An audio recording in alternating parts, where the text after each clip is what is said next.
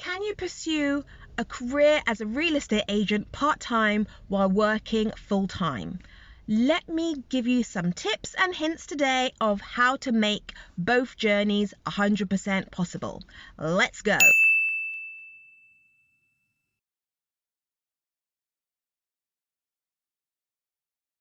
Now, not too long ago in the UK, we've had lots of independent agents coming over from America and setting up base here. The two that I know of is EXP and Keller Williams. Now, I was part of Keller Williams for pretty much 2 years, their London Bridge office. I had a great time. There's so many people who capped in the first year.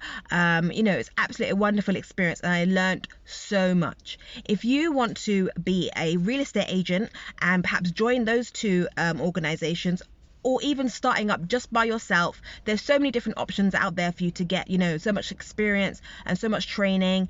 In my opinion, it is 100% possible.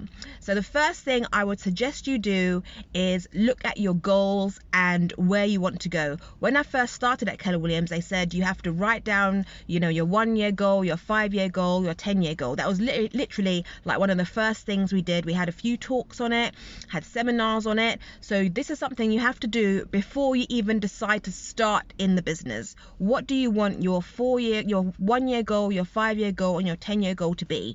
Do you want to leave your job? Do you want to have a specific type of income for your family? We all know that being an estate agent, you can earn so much money. There's literally no cap to the amount of money that you can earn when it comes to being an estate agent. So think about what you want to get out of it as an individual. The next thing is obviously you're working full-time, so you need to make sure that the real estate agent role you're considering doing does not conflict with your current employment. Now, I would suggest you read your contract, perhaps speaking with the manager.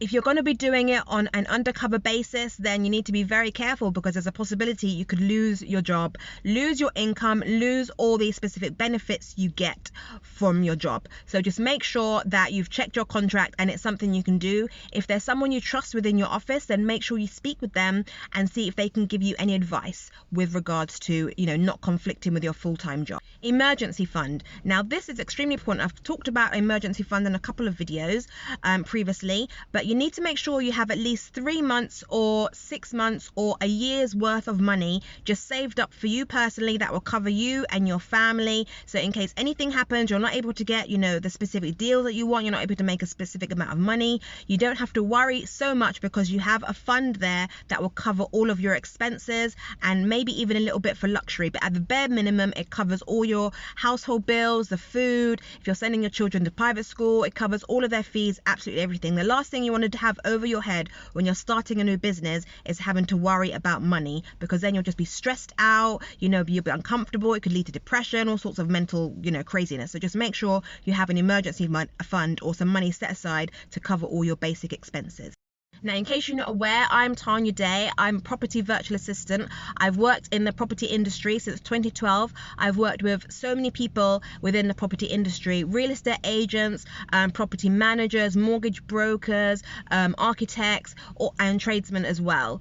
I am a virtual assistant, which means that you give me the tasks and I do the tasks that are required from you. I can do that on a part-time basis, pay-as-you-go basis, as a retainer basis. I'm also an online business manager. An online business manager entails me working more in your business. I'm definitely more proactive. I can help manage your staff. I can help implement strategies that you have. We can discuss the strategies together. It's more of a managerial style level, as opposed to a virtual assistant, which just takes tasks on and generally sometimes have a manager to help them in their role. So I'm a virtual assistant and an online business manager. If you need any assistance, my name is Tanya Day. My email address is tanya@clearviewadministration.co.uk. Inform your friends and family. Now, anybody knows starting a new business can take a lot of time away from your hobbies, from your family, from your friends, obviously, work activities, Friday nights, Saturday nights, all those kinds of things. So when you decide to start your business, obviously, if you have a partner, husband, wife, you need to let them know that this is a decision you would like to make. Obviously, if you're in a partnership, then you need to, discuss it together, how it will impact the family, make sure you've got things covered, like, babysitting and, speaking to your village if you're a parent, making sure you've got things covered so that the children are not affected by your business decision. Obviously, they will be at some point, because obviously you'll be working at night. Real estate agent, when you decide to go in the real estate agent business, it can be literally 24 hours. You want to make sure you're available. You want to make sure that the clients are reaching out to you. You answer them back before they go to someone else. So you need to inform your friends and family that some get-together celebrations, you may not necessarily be there for perhaps the first year, 2 years, because you really want to go all in your real estate agent business. And obviously, if you're not able to go on secondment and you're working a full-time job as well, you need to make sure that is a priority, because that is still bringing in income. There's still possibilities of career advancement. You don't want to affect your full-time income, and you don't obviously hugely affect your family and friends. But so long as everybody knows you've got all bases covered, you should be able to make you being a real estate agent part-time a huge success.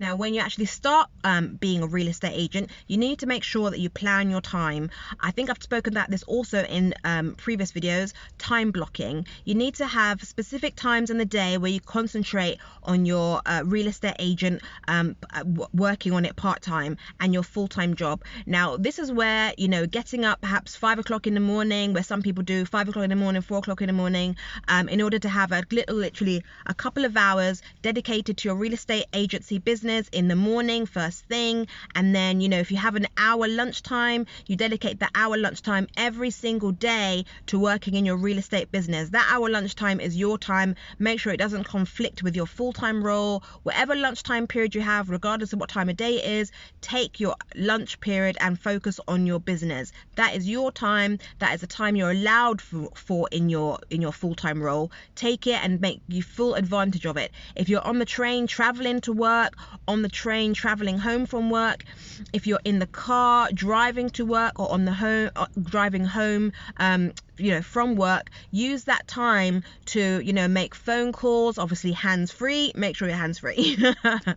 Make phone calls. If you can pull over occasionally, listen to audio, listen to some training activity, because when you're with like Keller Williams or EXP, there's so much training available, so many people willing to speak to you, so much people willing to mentor you, from based in the UK. There's so much market centers everywhere. It's such a really sharing and caring community. I absolutely loved working for Keller Williams. There's so much camaraderie. Everyone really wants each other to win. So during those times of availability that you have, speak to somebody, see if you can get like a little bit of mentoring on your way home, on your way to work.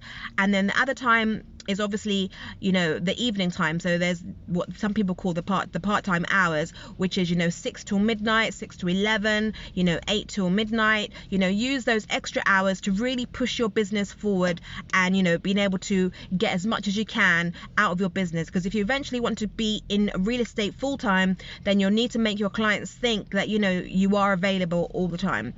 And if there's any way that you could potentially afford to get any third-party services, like a call answering service or a virtual assistant, which is what I am, to be able to help you in your business, so that people, your potential clients, know that you're always available, or that there's someone there available to answer your calls, then that will help you no end. So have you decided to join Keller Williams EXP, or even decide to go alone in your own business as a estate agent or real estate agent? I'd love to know. Please add your comments in and below this video. I'd love to understand what you are going to be doing in your business. Are you going to be going part-time, or are you going to be going full-time in your real estate business? I'd love to know. Thank you so much for watching. Please watch the next video, because I'm going to have so much more information to share with you from the perspective of a virtual assistant and an online business manager. I'd love to speak to you again soon.